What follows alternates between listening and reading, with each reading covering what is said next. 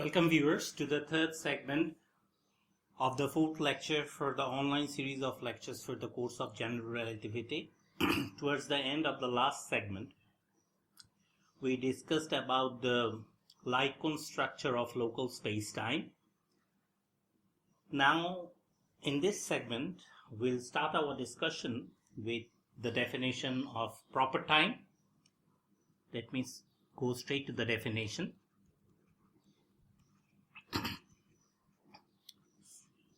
A curve in a Lagrangian manifold, we know what a Lagrangian manifold means. It is equipped with a Lagrangian manifold and a Lagrangian metric. Manifold is said to be time-like if its tangent vector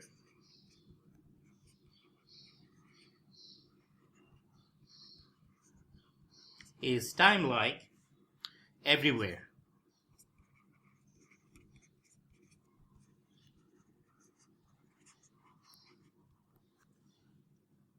Okay, so let me draw a small picture for you here. So say that this is our space-time. Our curve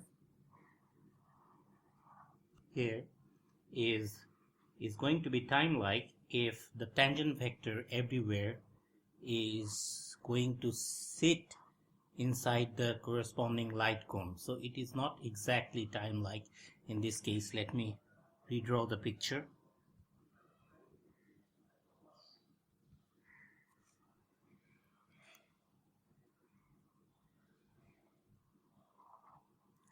So see that the vector here lies inside this light cone.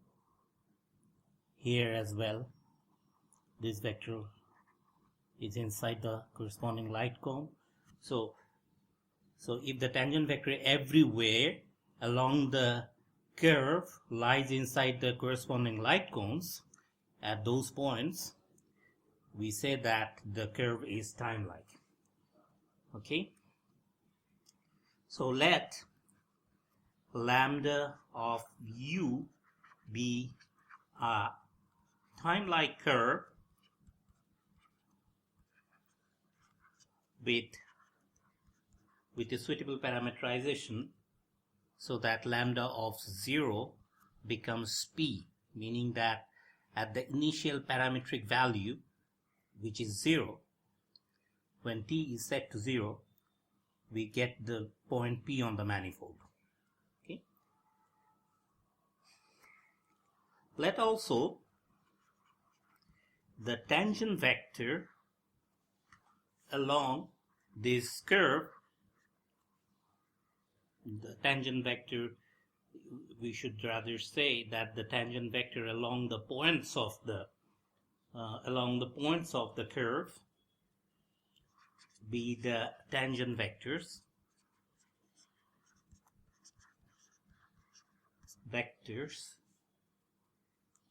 at lambda u in M.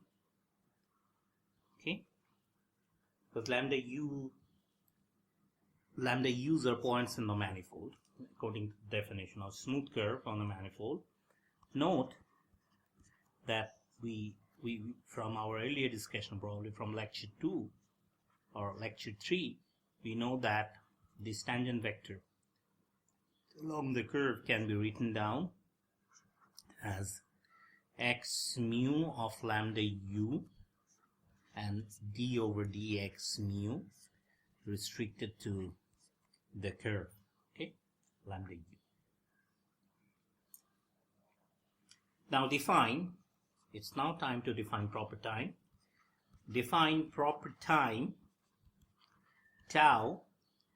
So the proper time is going to be a certain length along the time-like curve that we are discussing. Okay, so the proper time tau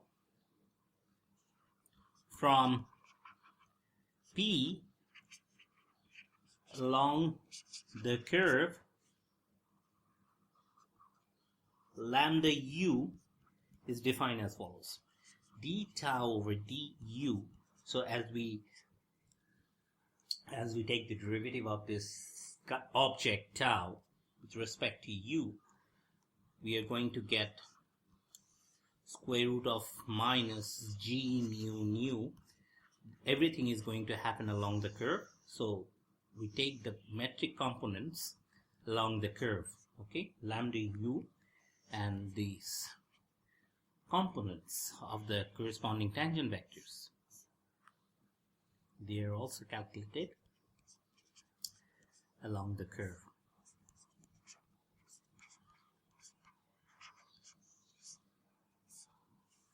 Okay.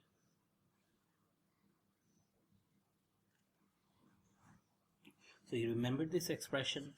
Doesn't it look similar to this guy?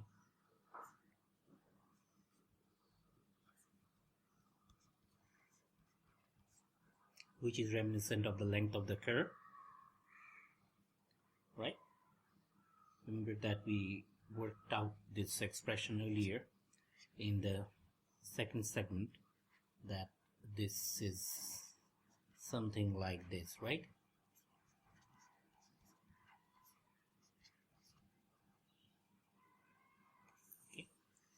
Okay, so this is how we are going to define our proper time along the time-like curve that we are considering. Okay, this is going to so the derivative of this proper time with respect to the parameter u is going to be given by this expression. Okay, good. Now if this is the definition, so let me rewrite it.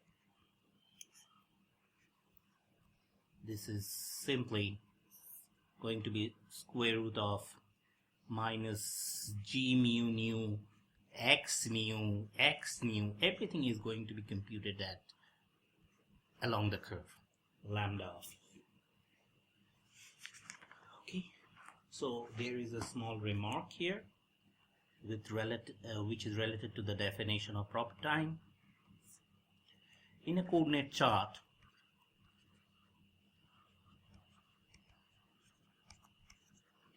x mu, okay, this components of the tangent vector, right, along the curve were given by this, right? This is something that we have learned from lecture 2, or probably from lecture 3, I don't remember precisely. So okay, so if we are considering a curve, then along that curve the tangent vectors, the components of the tangent vectors are going to be written like this. Okay, therefore, so since everything is happening along the time-like curve that we are considering, the derivative of tau with respect to u is given by this minus g mu nu along the curve, and since the components are given by this expression, which is replacing the components with this derivative of the local coordinates, the derivative of the local coordinates with respect to the parameters x mu du along the curve lambda u, and here dx nu by du at lambda u. This is something that we get when we are considering this chart. Okay, it's a chart dependent expression. Okay. Now, so from this it follows that the differential of the proper time is going to be equal to du of square root of minus g mu nu evaluated at lambda u, and the derivative of the local coordinates with respect to the parameters restricted to the curve. Okay.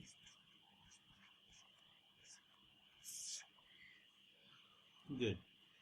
Now it's time to integrate this expression to get a length along the curve. Okay. So we need to fix 2 points along the time-like curve to integrate it from one point to the other, and for which we set, we already know that the initial point was taken to be lambda of 0, which was the point P on the manifold M, and we can also choose Q to be lambda of UQ, where U sub Q is a value of T. So similarly as 0 is a value of T.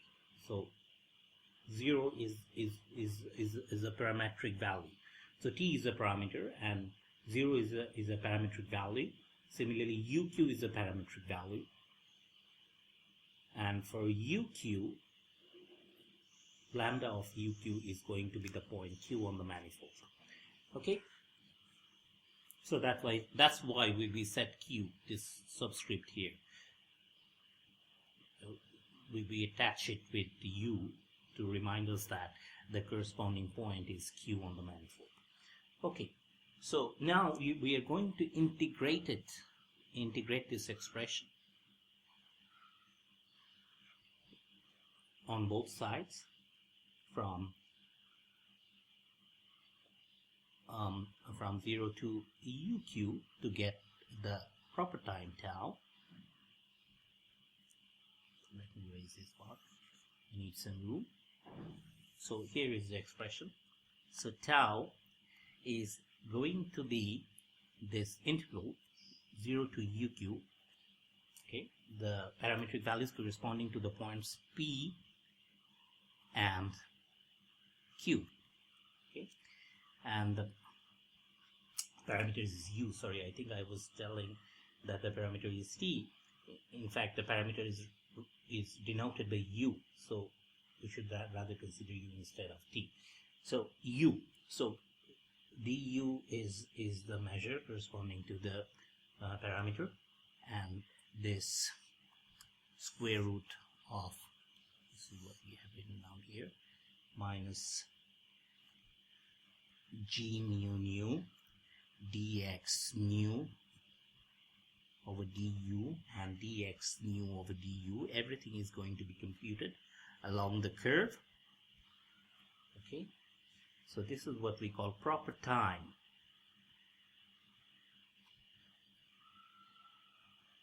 Proper time. So, okay.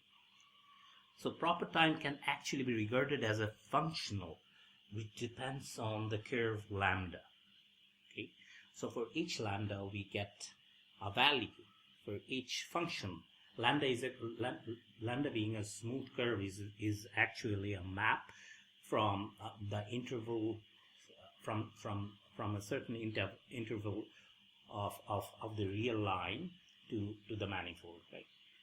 So for different lambdas, for different curves, we get different values.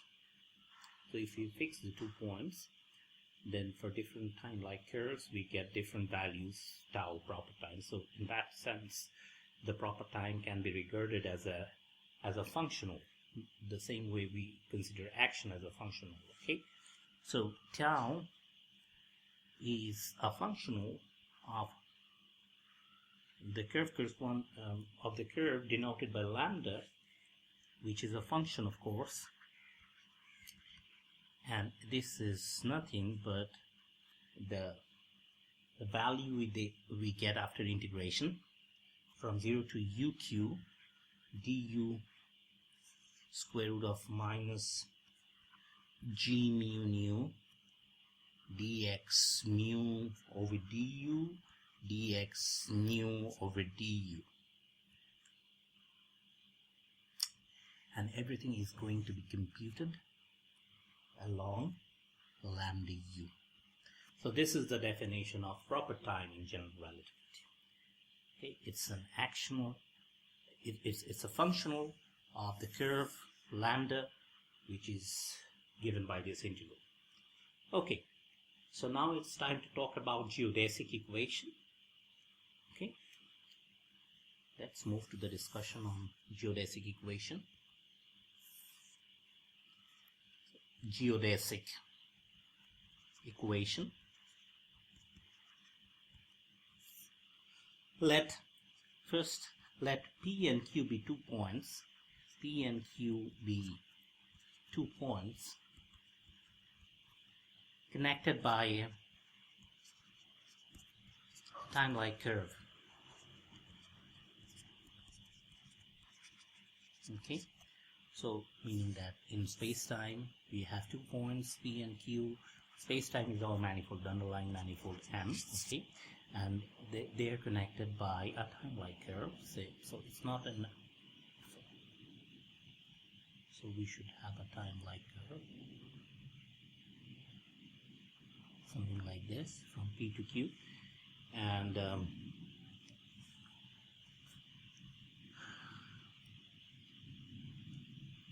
so there are infinitely many time-like curves between P and Q. Okay, we can connect them, we can join them by another time-like curve, then we can join them by another time-like curve, by another time-like curve. So there are infinitely many time-like curves between these 2 points. Proper time between P and Q will be different for different curves. Okay. Now the question is, which curve precisely extremizes the proper time? That's the question. That is going to be our geodesic. Okay. So which curve extremizes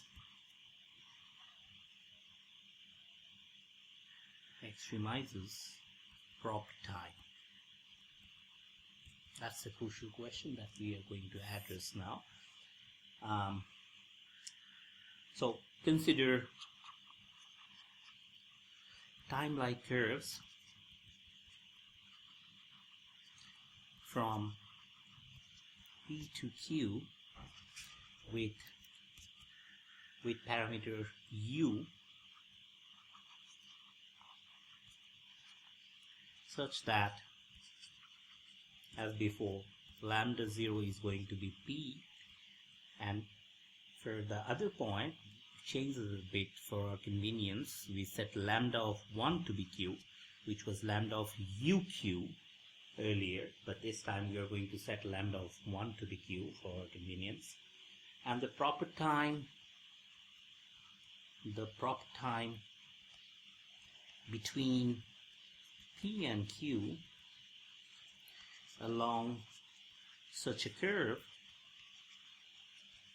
lambda U, is given by the following functional, as we have seen earlier, is given by the functional tau of lambda, where lambda is a function. It's an integration from 0 to 1, because these are the 2 endpoints. Du g of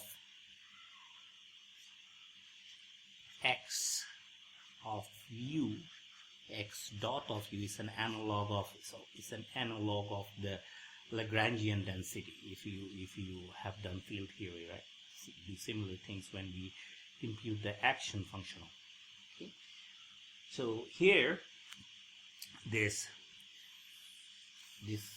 expression g of xu and x dot u, okay, is given by this square root expression that we have earlier. Negative g mu nu along the curve lambda u and x dot mu of u and times x dot mu of u, where this dot means a derivative with respect to u.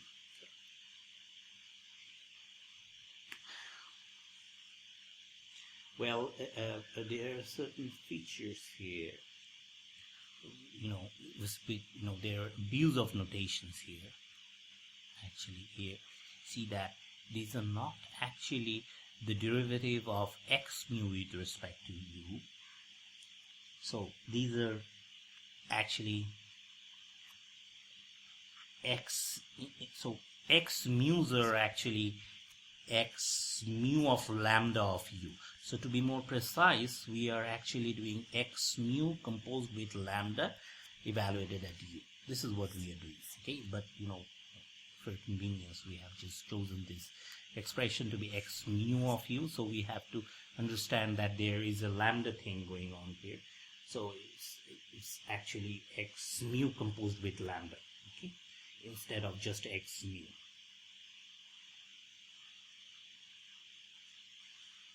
Okay. So these are actually functions along the point on the manifold, along the point of the curve on the manifold. Okay.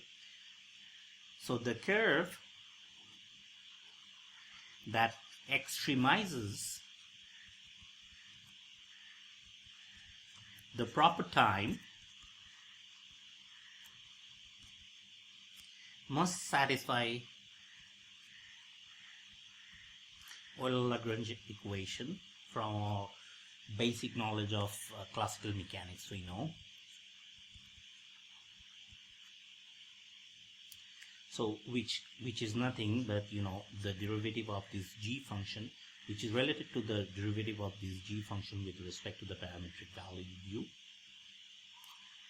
du del g by del x dot mu. Things are going to be very simple if you just think of g to be the Lagrangian density in classical field theory, minus del g by del x mu, and you set it to 0. That's our Euler-Lagrange equation. Okay, good. So the curve that extremizes the proper time should satisfy this Euler-Lagrange equation. Okay. Now what is g? Let us recall the expression of g. Recall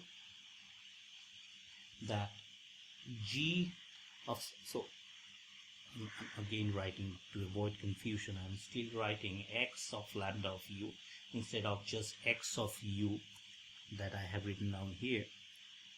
Okay, so if I just omit lambda, you understand that there is a lambda there. Okay, x dot of lambda of u is equal to this expression minus g sigma nu along lambda u and x dot sigma of lambda u. I'm still keeping this lambda, x dot nu lambda of u.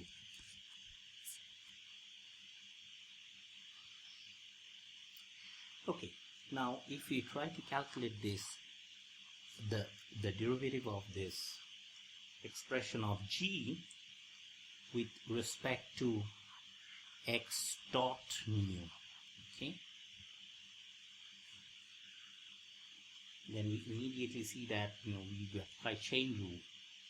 Okay, there is a square root expression which is something to the 1/2, so 1/2 comes in from, and then there is this expression of the whole thing to the half minus 1, and that goes in the denominator to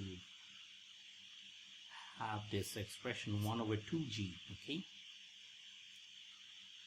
times minus g sigma nu, and then we are going to derive this expression with respect to x dot mu. That will give us a Kronecker delta sigma mu, and then the remaining part is here after application of Leibniz rule, x dot mu, and there is a minus again because we are applying Leibniz, and we have the sigma nu again, and then we have this guy to be free this time, x dot sigma, and then we derive this guy with respect to x dot mu to have another Kronecker delta, which is delta mu, right? Good. And now we have 1 over 2g here, and then so from the contribution of the Kronecker delta, the only term where, so when mu is equal to mu, those terms will only survive, so that we just have g minus g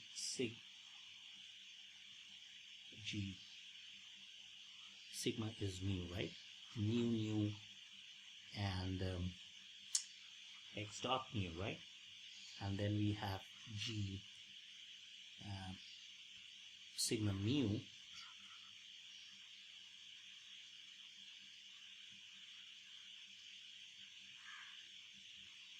and this is just x dot sigma. This is what we have. And using the property that g is symmetric, we can write it as 1 over 2g minus g mu x dot, sorry, this is x dot mu, and g mu sigma, this is the same as g mu sigma since g is symmetric, and x dot sigma. Okay, these two expressions are the same since mu is the domain index here and so is sigma here. Okay, so they are the same. So from which we derive that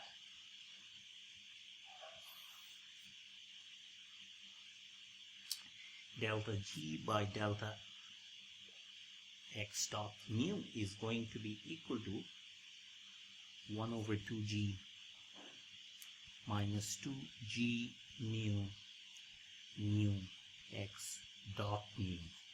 Okay. So which gives us minus g mu divided by big G x dot mu. Okay. Good. Now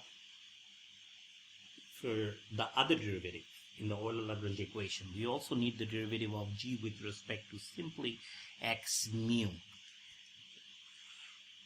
and which is kind of straightforward because from the expression of g,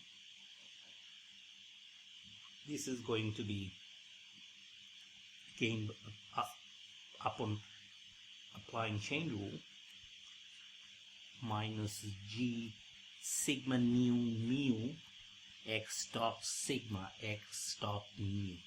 They don't have anything to do in this case because we're deriving with respect to x mu, so they come outside, and we are going to derive this metric tensor now with respect to x mu. So this expression means that this is nothing but g sigma nu comma mu, means we are deriving this guy with respect to x mu. Okay, where g sigma nu at lambda u being a smooth function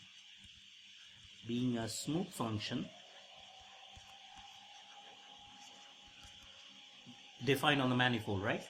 Defined on the manifold. Therefore, del by del x mu and g sigma mu along the curve lambda u is defined already.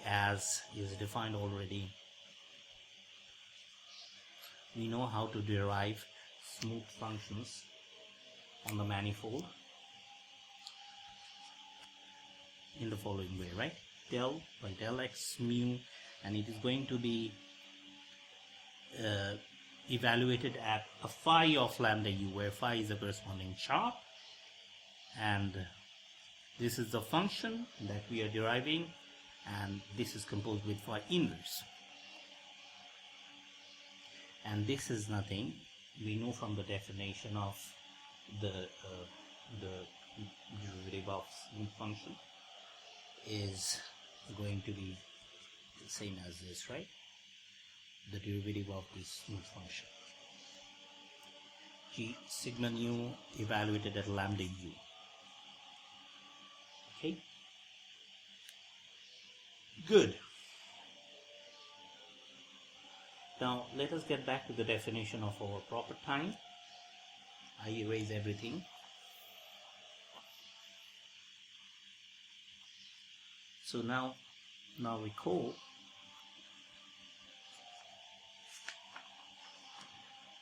from the definition of proper time that d tau over du is going to be equal to square root of minus g mu nu evaluated at lambda u and the derivative of the corresponding local coordinates times dx nu over du evaluated at lambda u times dx nu over du evaluated at lambda u. Okay, all right. So this was the definition.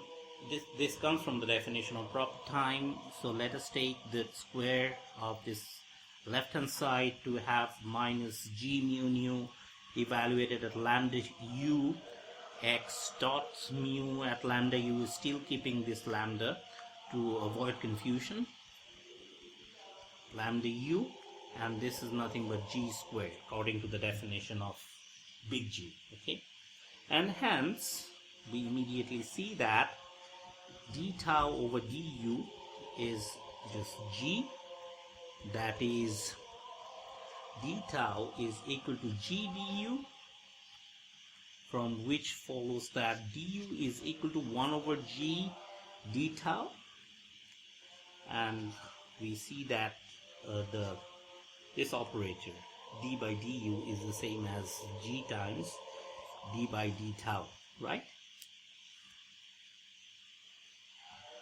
Good. Okay, so now we are going to write down our Euler-Lagrange equation. Okay, remember that the Euler-Lagrange equation in our setting was this, right? du del g by del x dot mu minus del g by del x mu equal to 0.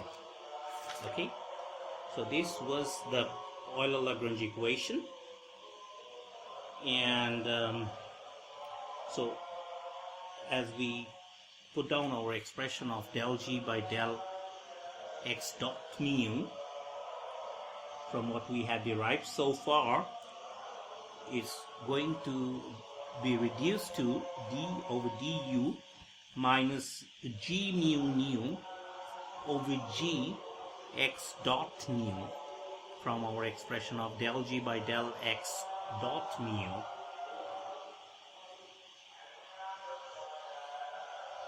and 1 over 2g from the expression of del g over del x mu. We know that this is going to be g sigma nu comma mu x dot sigma x dot nu, and the whole thing is set to 0. Okay, all right, so that's a relief. Okay, so now this now we know that we have seen earlier that this operator d over du is the same as g times d by d tau, right? So using this equality of these two operators, we are going to replace d over du with, so I bring this minus sign outside, okay, and this is going to be minus g times d over d tau, right? And then I have already taken this minus sign outside here. That has been taken care of. And now G mu nu times 1 over G, I write it, and then this is nothing but, recall that this is from the notation that we are using, this is dx nu over du, right? So, but using this thing, we are going to write it as g d tau x nu, right? Good. And the rest is already here. G sigma nu comma mu, and so this guy is dx sigma by du, which we are going to write using this equality as g d tau x sigma, right? And again for this, g d tau x mu, and we set everything to 0. So we set the whole thing to 0. Okay, now from which it follows that minus g d tau, and this g cancel against that g, and we have g mu nu dx nu over d tau, and then we have these g cancel against that g, and then we have g over 2 here, and g sigma nu comma mu, and then we have dx sigma by d tau from here, and then again we have dx nu over d tau here, and the whole thing is 0. Okay, so we get rid of g because that's a non-vanishing number. So at the end we have t over d tau g mu nu dx nu over d tau negative 1/2 g sigma nu comma mu d sigma over d tau times dx nu over d tau equal to 0. Okay, this is what we have finally. Okay, now we apply the usual Leibniz thing on the derivative operator, because this is a derivation, and this becomes g mu nu d square x nu by d tau square, double derivative, and then upon applying Leibniz we have d g mu nu by d tau and dx nu by d tau negative 1/2 g sigma nu comma mu dx sigma by d tau, and then dx nu over d tau to be equal to 0. Okay, so I'm going to keep this last equation and erase everything else. Okay.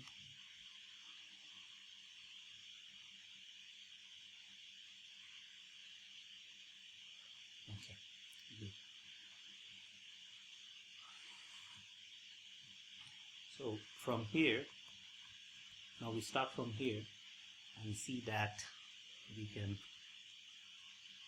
reduce it further to simply g mu nu. I'm going to keep the first term to be the same, d square x nu by d tau square, and the second term,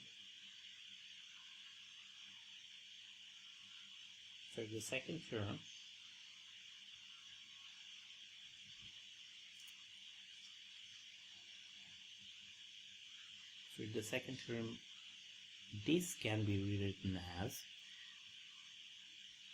this is nothing but, the derivative of g mu nu with respect to the local coordinates, say x rho, okay, and then you take the derivative of this local coordinate with respect to proper time.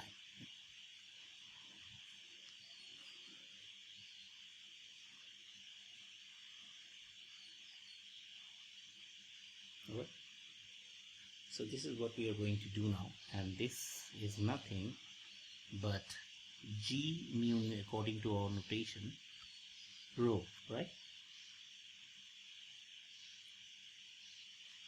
So now this is going to be del x rho by delta,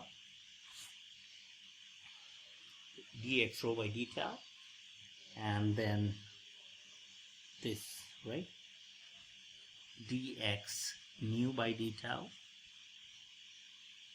and then we have this remaining part, negative 1/2 g sigma nu comma mu dx sigma by d tau times dx nu by d tau, and the whole thing is set to 0. Okay, good. This is our equation number 1. We number it with 1. Now, so let me erase this part now. We don't need it anymore. Now,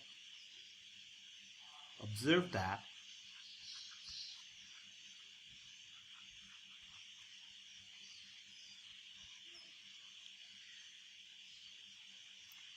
del g mu nu by del x rho, so I'm rewriting this, dx rho by d tau times dx nu by d tau is equal to del g mu nu by del x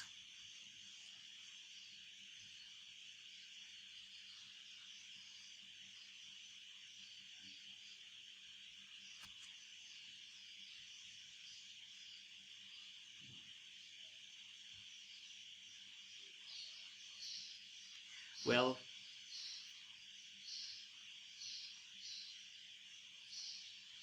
what I'm trying to do here is that, see that this rho is a dumb index, right? And this nu is also a dumb index. So I'm just interchanging rho and nu. That will not affect anything at all, because everything is going to sum over those dumb indices. Okay, so replacing rho with nu will yield a rho here, right? Mu rho, and a nu here, and a nu here, and a rho here. You can always do that. Okay, this is what we have done here. Therefore, we write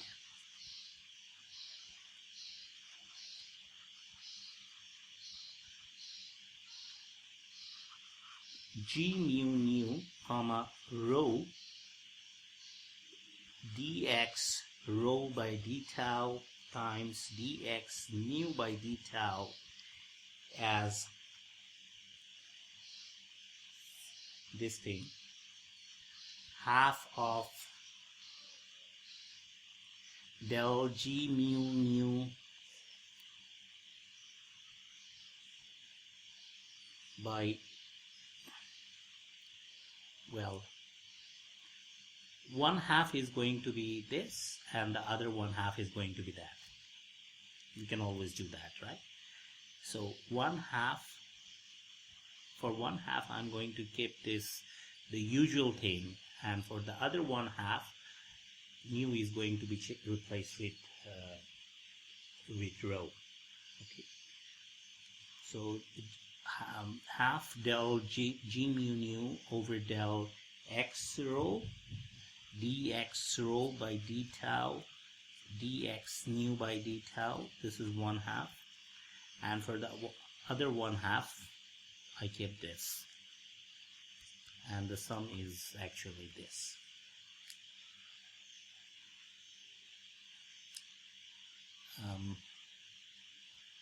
Del g mu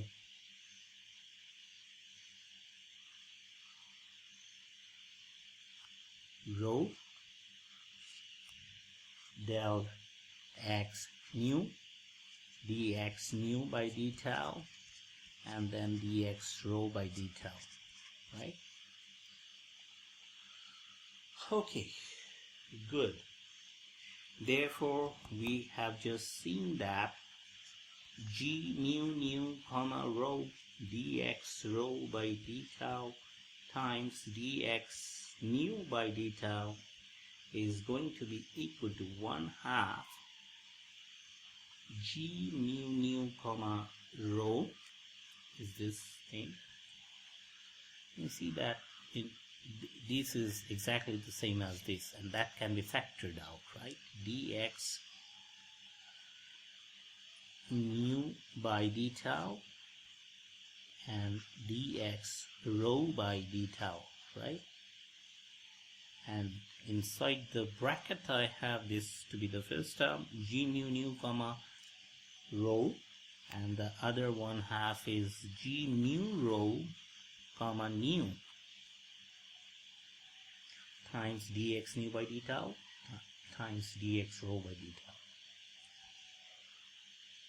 And from the symmetrization notation, we know that this is nothing but g mu nu comma rho, right? Okay.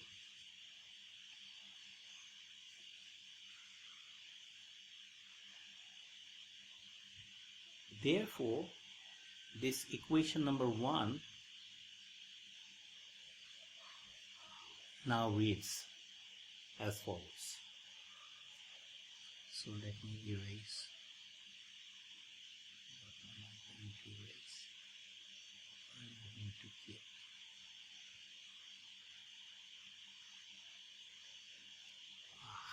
Forget about everything.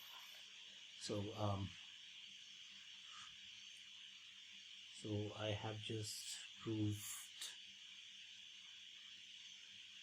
So here let me write it. G mu nu comma rho dx to the dx rho by d tau and dx nu by d tau is this expression, right? Dx nu by d tau, dx rho by d tau. So this is what we have found. Now let me rewrite equation number 1. What was equation 1?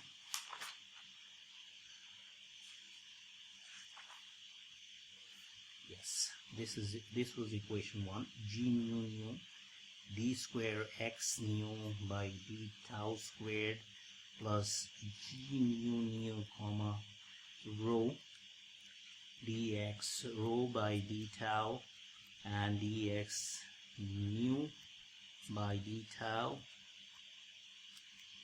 and negative 1/2 g nu rho comma mu dx nu by d tau times dx rho by d tau to be equal to 0. Okay. So this was equation number 1, and it can be recast into the following form using this symmetrization notation that we have here. G mu nu d square x nu by d tau square, we keep it as it is, and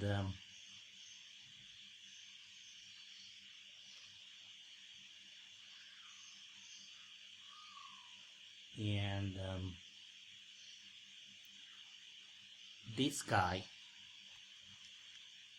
for this guy we use this expression, and that is going to be 1/2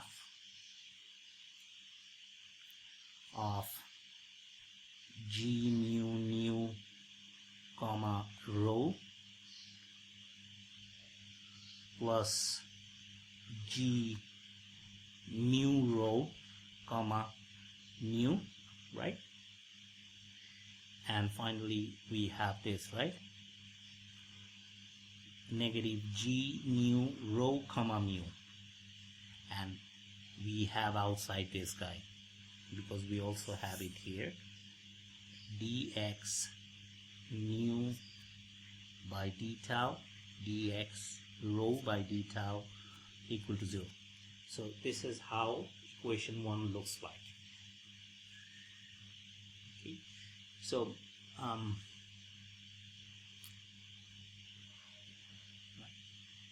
so just using this expression, now equation 1 looks like this. Okay, so let me raise this expression now. So we have gone this far. We have gone this far. Now we are going to contract both sides with g sigma mu. Contract with on both sides to obtain the following. So I put g sigma mu here, g sigma mu here, and on the right side it's just 0. Okay, so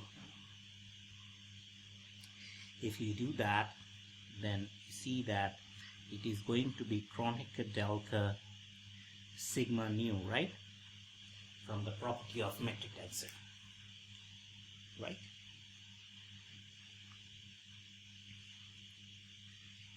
And this is going to be d square x nu by d tau square, and we have half g sigma mu g mu comma rho plus g mu rho comma nu minus g mu rho comma mu dx nu by d tau times dx rho by d tau equal to 0. Okay, so now, so since this is Kronecker delta, only terms with sigma will survive. So this is going to, we are going to have d square x sigma by d tau square, and then we have half of g sigma mu times this whole expression, g sigma mu comma rho plus g mu rho comma nu minus g mu rho comma mu, and dx mu by d tau times dx rho by d tau equal to 0. So this is our equation number 2. Now for this expression, for the second segment, we use Christoffel symbols, which is a 1, 2 tensor denoted by gamma sigma nu rho. Okay, you see that it's obvious from this expression that mu is going to be contracted with this mu on the in the covariant indices, and what we will be left with is sigma on in the superscript, and and downstairs we will just have nu and rho. So this is gamma sigma nu rho, half of g sigma nu g mu nu comma rho plus G mu rho comma nu minus G mu rho comma mu. This is our equation number 3. This is where we are going to define the Christoffel symbols, the underlying 1, 2 tensors. So we write it here that these are called Christoffel symbols. Christoffel symbols. Okay. And so if you plug in the Christoffel symbols, so we just replace this big expression with this Christoffel symbols, and what we have at the end is the following. So if you plug in this Christoffel symbols in equation number 2, what we get is the following equation: d square x sigma d tau square, relatively simple equation to remember, gamma sigma mu rho, okay, this guy, times this thing, dx mu by d tau times dx rho by d tau is equal to 0. This equation is called the geodesic equation. It's called the geodesic equation.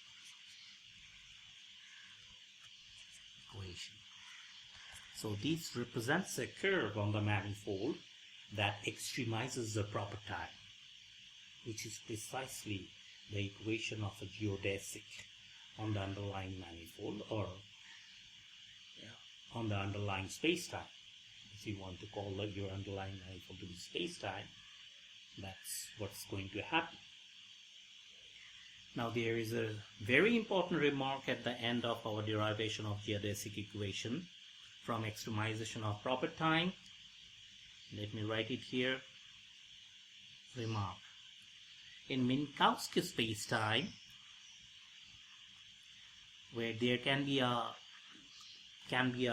very convenient chart in which all of R4 is going to be covered with a single chart, and in which the metric tensor is going to be diagonalized with -1 in the first diagonal entry and all 3 ones. If your underlying manifold is a 4-dimensional manifold, then the 3 plus ones along the main diagonal. So the first one is -1, then you have 0, 0, 0, and then you have +1 here, and then you have +1 here, and then you also have a +1 here. So there is a chart in which you are going to write this R4 .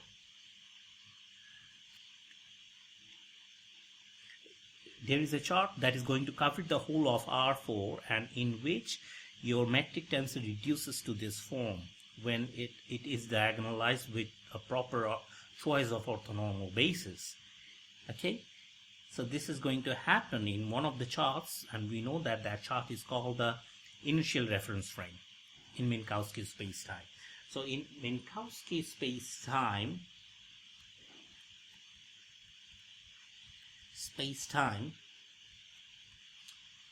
metric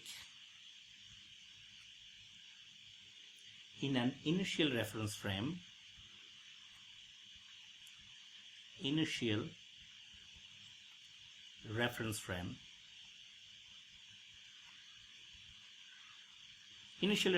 is that chart in which you write the metric tensor like this, okay, and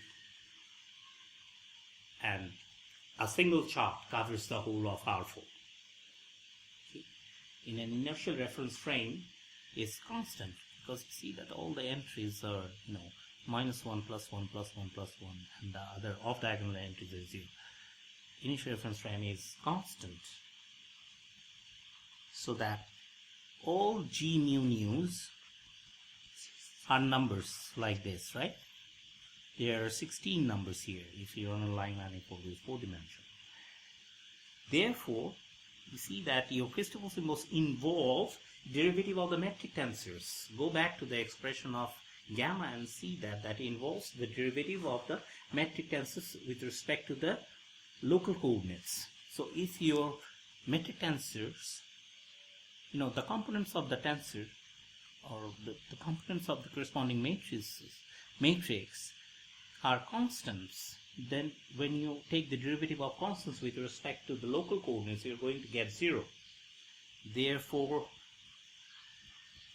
lambda, sigma, nu rows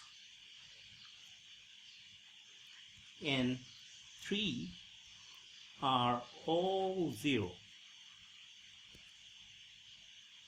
Therefore, in Minkowski spacetime,